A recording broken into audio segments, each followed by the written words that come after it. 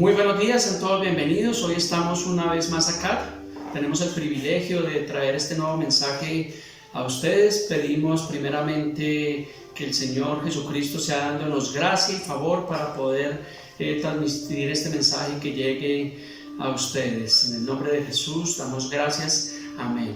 Bueno, mis amados, qué privilegio estar nuevamente el día de hoy trayendo esta nueva palabra. Y antes de comenzar en la palabra quiero introducirme en el mensaje del día de hoy por medio de una anécdota. Y dice así: una vez un pastor de un pueblito dice que fue invitado a dar un mensaje en una grande iglesia en la ciudad. Llegó el día, pero resulta que al pastor se le presentaban inconvenientes en el tráfico y llegó un poco tarde a aquella reunión. Cuando ya había comenzado, estaba muy abarrotada de gente. Entonces el pastor llegó a este lugar y se dirigió allí a uno de los diáconos, los cuales no le escucharon, no quisieron entender los inconvenientes que se le habían presentado, lo que entristeció profundamente a este pastor, el cual fue y se sentó allí en un parque que se encontraba enfrente de este recinto. Y el pastor, meditando allí en el asunto con su rostro allí mirando al piso, de repente se le acercó un hombre con un aspecto elegante, su vestidura blanca y resplandeciente, y le preguntó al pastor: ¿qué te sucede? No te preocupes, yo soy Jesús y a mí por mucho tiempo tampoco me han dejado ingresar. Vaya anécdota, qué tremendo, y es lo que vemos hoy en día. Realmente lugares donde se habla de Jesús, pero no se hace lo que dice el Señor Jesús. Vemos hoy en día que no es el gobierno de Cristo, sino el gobierno del hombre. Entonces, que el mensaje del día de hoy se titula La Iglesia Triunfante de Cristo. Así que buscaremos una base bíblica para definir lo que es la iglesia y lo que no es la iglesia. Lamentablemente, en la actualidad hay conceptos muy errados con enseñanzas erradas. El concepto de iglesia aparece en el Nuevo Testamento. En el Antiguo Testamento no encontramos que aparezca la referencia como iglesia. Aparecía el pueblo de Dios, aparecía el tabernáculo, pero el concepto de iglesia venimos a encontrarlo aquí en el Nuevo Testamento. Y la primera vez que lo encontramos es allí en Mateo 16, versículos del 13 al 18, y se titula La Confesión de Pedro. Dice Mateo 16:13, dice: viniendo Jesús a la región de Cesarea de Filipo, preguntó a sus discípulos diciendo: ¿quién dicen los hombres que es el Hijo del Hombre? Ellos dijeron: unos Juan el Bautista, otros Elías, y otros Jeremías o alguno de los profetas. Versículo 15, él les dijo: ¿y vosotros quién decís que soy yo? Respondiendo Simón Pedro, dijo: tú eres el Cristo, el Hijo del Dios viviente. Y el versículo 17 dice: entonces le respondió Jesús: bienaventurado eres, Simón, hijo de Jonás, porque no te lo reveló carne ni sangre, sino mi Padre que está en los cielos. Y el versículo 18, que es la clave, el Señor le dijo a Pedro: y yo también te digo que tú eres Pedro, y sobre esta roca edificaré mi iglesia, y las puertas del Hades no prevalecerán contra ella. Qué bonita historia. Entonces vemos que, número uno, aquí Cristo el Señor está definiendo cuál es el verdadero fundamento de la iglesia. No es Pedro, no es un hombre, no es una denominación, no es una iglesia específica, sino es el mismo Señor Jesucristo el fundamento. Es Jesús la roca sólida y la base del cristianismo. ¿Por qué les digo esto? Porque tristemente hay lugares donde es más importante el pastor o el nombre de la iglesia, tanto que se vuelven los amos y señores de sus iglesias, así mismo como del rebaño. Veamos lo que dice Ezequiel 34. Este capítulo de Ezequiel 34, les confieso que fue un capítulo que hace muchísimos años, antes de ser llamado al ministerio como pastor, el Señor creo que lo puso en mi corazón y siempre lo he tenido presente. Y creo que todo pastor debería tener presente Ezequiel 34. Dice Ezequiel 34:6: anduvieron perdidas mis ovejas por todos los montes y en todo collado alto y en toda la faz de la tierra fueron esparcidas mis ovejas. Aquí está hablando de las ovejas del Señor. Y no hubo quien las buscase ni quien preguntase por ellas. Entonces notamos aquí en este versículo de quién es el rebaño y quién es el dueño. El pastor simplemente es un administrador al cual se nos ha sido delegado un cuidado. Creo que todo pastor, como les decía, debería escudriñar Ezequiel 34, todo ministro o todo líder que tenga un llamado en su corazón debería escudriñar todo el capítulo de Ezequiel 34 y debería atar a su cuello esta dura exhortación, porque ahí realmente nos hace referencia de lo que realmente es un pastor. Ezequiel 34:2, ampliemos un poquito más, dice: hijo de hombre, profetiza contra los pastores de Israel y di a los pastores, así ha dicho Jehová el Señor, ay de los pastores que se apacientan a sí mismos, ¿no apacientan los pastores a los rebaños? Coméis la grosura y os vestís la lana, la engordada degolláis, mas no apacentáis a las ovejas. Ezequiel 34:4 dice: no fortalecisteis a las débiles, ni curaste la enferma, no vendaste la perniquebrada, y no volviste al redil la descarriada, ni buscaste la perdida, sino que os habéis enseñoreado de ellas con dureza y con violencia. Ay, ay, ay. Realmente esto es una dura exhortación que el Señor hace a los pastores, a los ministros. De tener que pastorear a esas ovejas débiles, enfermas, y tal vez yo creo que son hoy en día esas personas pequeñas que necesitan realmente del cuidado y del pastoreo de nosotros, y no solamente enseñorearse de las gordas, como dice acá la palabra, y las que tienen buena lana, sino especialmente la perniquebrada, porque un día el Señor nos va a pedir cuenta. La Biblia dice que al que mucho se le da, mucho se le demanda. Hechos 20:28 dice: por tanto, mirad por vosotros y por todo el rebaño en que el Espíritu Santo os ha puesto. Cuando dice os ha puesto, es que nos ha delegado. Dice: os ha puesto por obispos para apacentar la iglesia del Señor, dice, la cual él ganó con su propia sangre. ¿Por qué les digo esto? Aquí está hablando claramente que es apacentar la iglesia del Señor Jesús. No es la iglesia del pastor Miguel, no es la iglesia del pastor Rodríguez, no es la iglesia del pastor X, porque tristemente hoy en día se toman esos atributos cuando aquí nos dice que es la iglesia del Señor. Mateo 16:18, que lo acabamos de leer en antes, dice: edificaré mi iglesia. Está hablando nuevamente aquí el Señor Jesús. Edificaré mi iglesia y las puertas del Hades, el Hades significa el infierno, dice, no prevalecerán contra ella. Entonces notamos en estos dos mensajes y lo que hemos visto, que la iglesia no es de ningún hombre ni de ninguna denominación. Entonces acá vienen las preguntas. ¿Por qué un pastor llama a su esposa pastora? ¿O por qué luego el pastor delega a sus hijos como pastores para continuar con la dinastía? Cuando debemos entender que esto es un llamado de parte del Señor, allí en Efesios 4:11, y no es el llamado de un hombre. Por ejemplo, mi esposa es una fiel creyente, es una excelente ayuda idónea, pero ella no es pastora, y yo no puedo titular a ella pastora ni obligarla, porque no, simplemente ella es una gran esposa, una gran mujer, una gran creyente en el Señor, pero esto es un llamado de parte de Dios. Y de hecho, pues la palabra no habla de pastoras, entonces no, como les decía, no entiendo por qué hoy en día se titula entonces que la esposa del pastor tenga que ser pastora. Esto realmente no debería ser así. Entonces, hay también un grave error que vemos en la iglesia actual, es pensar que la iglesia donde yo asisto es la única que tiene la verdad, que es otro error que vemos hoy en día. De hecho, es una de las características de las sectas, pensar que mi iglesia es la única que tiene la verdad y que es la única que salva. Esto realmente es antibíblico. Entonces, ¿hasta qué punto? Hasta este punto, y según la Escritura, tenemos presente de quién es la iglesia y quién es el rebaño.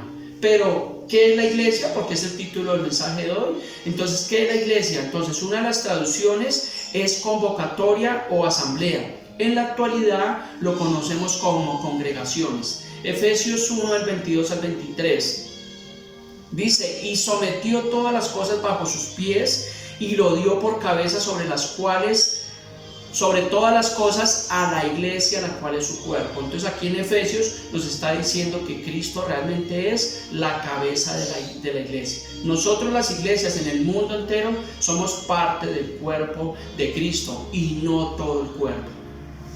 Hechos 7:48 dice así: si bien el Altísimo no habita en templos hechos de manos. Entonces también acá vemos que realmente la presencia de Dios no habita en un templo, en una iglesia, habita en cada uno de nosotros, porque nosotros ahora somos cuerpo de Él o somos templo del Espíritu Santo. Por eso dice la Biblia que no contristemos al Espíritu Santo, el cual habita en nosotros. Entonces el Señor no habita en templos hechos de manos. Debemos entender que la otra cosa que debemos entender es que la iglesia no son las cuatro paredes de un recinto o de este recinto, ni mucho menos el Señor habita allí.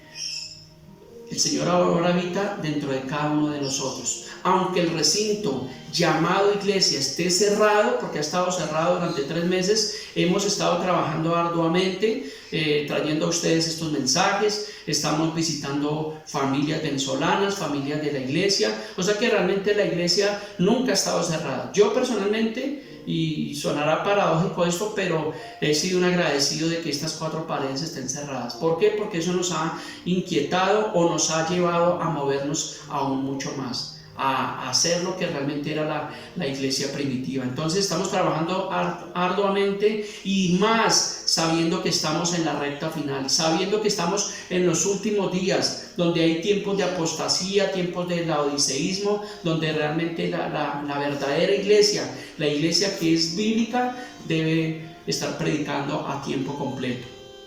Sabemos también que hay mucha necesidad del pan de vida, de la palabra de Dios, y entendamos que el infierno ni el diablo están de cuarentena. Estos trabajan 24 horas continuamente. Tristemente, y pasa que diariamente muchas personas mueren sin Cristo, sin haber tenido una esperanza.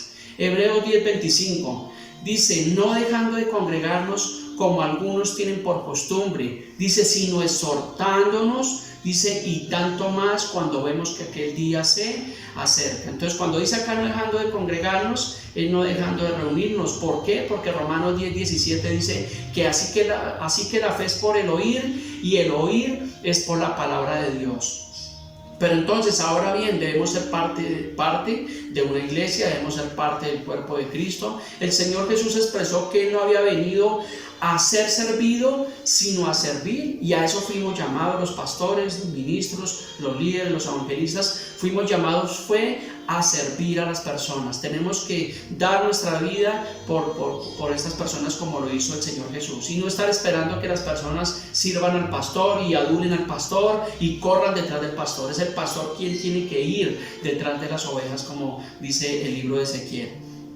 Entonces, por ahora, de cierta forma es válido que algunos estén escuchando palabras solamente por medios de comunicación, porque realmente hasta ahora en ninguna parte las iglesias han reaperturado. Creo que hoy es domingo 14 de junio, creo que hasta el día de hoy se iba a hacer una prueba piloto con algunas iglesias, comenzando con la iglesia ecuménica o la iglesia católica. Pero entonces la pregunta sería: tan pronto se dé reapertura a las demás congregaciones, ¿qué harás? ¿Seguirás allí en la comodidad? ¿Seguirás siendo una rueda suelta, como decimos? Entonces no, debemos ser parte de una iglesia. El recinto llamado iglesia, como les decía, hace 3 meses está cerrado, pero hemos seguido trabajando en la obra, expandiendo el evangelio, visitando a los hermanos en condición vulnerable. Y la Biblia dice que los obreros son pocos. Realmente son pocos los obreros, porque hay muchos que están en la comodidad. Estaba leyendo estos días un informe que me envió un abogado que asesora las iglesias, y realmente ese informe decía que había una posible reapertura de las iglesias en Colombia. De hecho, en varios países, incluido Colombia, hay unos protocolos de esta pandemia, de este plano oculto de las tinieblas. En Panamá, las iglesias dice que podrán abrir nuevamente, pero no pueden asistir niños ni abuelos. Y se tiene que reducir los tiempos de la reunión, y en algunos países, y no sé si en Colombia, tienen que reducir el tiempo de alabanza, y en otras partes no podrán cantar alabanzas. Entonces Colombia no es la excepción, no podrán asistir menores de edad ni adultos mayores. Entonces, tristemente, en este tiempo de cuarentena y lo que ha pasado, iglesias pequeñas ya han tenido que cerrar. Nosotros no somos la excepción, estuvimos unos días a punto de cerrar, porque realmente pues la iglesia está cerrada, obviamente la renta, y vimos la posibilidad de cerrar, pero bueno, el Señor nos ha sostenido y ha sido fiel y aquí estamos el día de hoy. Y si cerraron, pues seguimos predicando el Evangelio de nuestro Señor Jesucristo. Entonces, lo que vemos también es que otras iglesias posiblemente no podrán abrir, porque las restricciones, digamos que las iglesias grandes, digamos que tienen más facilidad para poder cumplir estos protocolos. Hay muchas nuevas obras, muchos nuevos pastores que están trabajando y realmente y lastimosamente no podrán abrir. Nosotros como tal hasta el día de hoy llevamos 4 años y no tenemos la personalidad jurídica porque nunca la hicimos, pero realmente si queremos continuar, pues obviamente es una norma del gobierno, tenemos que estar dentro del marco jurídico. Pero ¿a qué nos suena realmente todo esto? ¿Acaso son las nuevas reglas del nuevo orden mundial? ¿Nuevas normas sobre la iglesia? ¿Nos dirán luego acaso qué podemos hablar y qué no podemos hablar? Creería que vamos para allá. Esto es lo que tiene que ver con el comunismo. Mire que ayer que leí este informe me vino a mi corazón y me recordaba cuando en Egipto el Señor iba a sacar al pueblo de allí para llevarlos a la tierra prometida, la tierra que fluía leche y miel. Allí también dice en el libro del Éxodo que en medio de todas estas plagas Faraón estaba imponiendo restricciones. ¿Cierto? Decía que vayan los hombres, que se queden las mujeres, que se queden los niños, que se queden los animales, y también había ciertas imposiciones, pero realmente Moisés y el pueblo no aceptó. ¿Por qué? Porque estaba la orden explícita del Señor. Romanos 13:1 dice: sométase toda persona a las autoridades superiores. Dice: porque no hay autoridad sino de parte de Dios, y las que hay por Dios han sido establecidas. Entonces aquí en el libro de Romanos habla obviamente de someternos a las autoridades superiores. Como iglesia tenemos que hacerlo, pero hasta cierto punto. Vamos a mirar, dice ahora bien, Hechos 5:29, respondiendo Pedro y los apóstoles dijeron: es necesario obedecer a Dios antes que a los hombres. Entonces nos sometemos a las normas que el gobierno a través del Ministerio del Interior quiere imponer, pero hasta cierto punto. El día que nos digan que no podemos hablar de Cristo, que no podemos hablar en contra del homosexualismo, que no podemos defender a la familia, pues realmente aquí lo que dice la palabra, que primero nos sometemos a lo que dice el Señor a través de su preciosa palabra. 1 Corintios 3:11, ¿por qué les digo esto? Porque aquí dice que nadie puede poner otro fundamento que el que está puesto, el cual es el Señor Jesucristo. Entonces nosotros tenemos un fundamento que es la palabra de Dios, y por más que el gobierno empiece a hostigar, no podemos dejar de hablar ni de decir lo que está conforme a la Escritura y a la palabra de Dios. Así que ningún hombre, ningún gobierno pueden cambiar el fundamento original del mensaje. Jesús es el fundamento, Jesús es la roca maciza y sólida sobre la cual fue fundada la iglesia. Mateo 11:28 dice: venid a mí los que estéis trabajados y cargados, y yo os haré descansar. En mis primeros años como creyente, yo cometí un grave error por mucho tiempo, que fue invitar a las personas, y las invitaba, yo les hablaba a las personas, siempre era de la iglesia, les decía: ven a mi iglesia, es que mi pastor, es que la iglesia, y esto, ¿por qué les hablaba esto? Porque esto era lo que nos inculcaban allí en esta congregación, y realmente se convertía más importante el nombre de la iglesia, el nombre del pastor, que el nombre del Señor Jesús. Y lo que dice allí en Mateo 11:28 dice: venid a mí, no dice venid a una iglesia. Tenemos que invitar a las personas a que vengan a Cristo, que conozcan del Señor Jesucristo, que conozcan de su palabra y que se puedan arrepentir. Hoy en día, cuando tengo la posibilidad de predicarle a personas que tal vez conozco por primera vez, no les digo que soy pastor, les hablo el Evangelio del Señor Jesucristo, les hablo del amor, les trazo la palabra, pero nunca ni los invito a la iglesia ni les digo que soy pastor. Ya si ellos obviamente me preguntan, pues obviamente les digo, pero lo que yo hago y he aprendido es presentar primeramente el Evangelio de nuestro Señor Jesucristo. ¿Por qué? Porque Él es el fundamento. Hay un pastor que ya murió, se llama el pastor Adrian Rogers, del Ministerio del Amor que Vale, quien ya partió a la presencia del Señor, y el cual admiraba muchísimo. Sigo admirando sus mensajes y escucho sus enseñanzas, de las cuales aprendo muchísimo y tomo muchos apuntes para mis mensajes. Él cuenta en uno de sus mensajes como anécdota Comencé con una anécdota y aquí pues traigo otra anécdota, y él cuenta que en una pequeña iglesia una mujer escuchó que el presidente de su país visitaría una de las iglesias de la localidad. Esta mujer averiguó a cuál iglesia iba el presidente y llamó a la oficina pastoral y le preguntó al pastor: pastor, ¿es cierto que nuestro presidente asistirá al servicio de adoración? El pastor le dijo: no señora, él asistirá a otra iglesia, pero en nuestra iglesia está el Rey de Reyes y Señor de Señores, y usted está cordialmente invitada. Así pasa hoy en día. Realmente hay creyentes almáticos, tristemente, cristianos emocionalistas, que están más pendientes de quién dará el mensaje, del profeta, del apóstol, o de quién visitará la iglesia. Y de igual modo hay pastores que están más pendientes si se llena o no se llena la iglesia, si se recogen o no se recogen diezmos o ofrendas. Otros están más preocupados en construir megatemplos a como dé lugar, sin importar pasar por encima de las personas y de los principios bíblicos. En el Nuevo Testamento no hay una orden explícita de construir templos. En el Antiguo Testamento sí estaba la orden que se le dio a Salomón de construir el primer templo y obviamente el segundo templo, que conocemos la historia. Pero en el Nuevo Testamento, si lo vemos a través de la palabra, no hay una orden explícita de hacer iglesias, mega iglesias, que tristemente es lo que estamos viendo hoy en día. No es que esté en contra del crecimiento, porque nosotros pagamos arriendo acá, y si el Señor lo permite, un día podemos extendernos, claro que está bien, pero todo lo haciendo en el orden de Dios. Pero hoy en día lo que vemos es que tristemente estas mega iglesias están más ocupadas en construir megatemplos, y por eso se han desbordado en el tema de las ofrendas, de los diezmos, de los pactos, las primicias, protemplos y todo lo que hemos visto, y esto simplemente se sale del contexto bíblico. Mateo 28:19 lo corrobora, dice así: por tanto, id y haced discípulos a todas las naciones. No dice id y hacer iglesias, dice vayan y hagan discípulos a todas las naciones, bautizándolos en el nombre del Padre, del Hijo y del Espíritu Santo. ¿Y qué tenemos que hacer? Dice enseñándoles que guarden todas las cosas que el Señor ha mandado. Y el Señor dijo: he aquí que yo estaré con ustedes todos los días hasta el fin del mundo.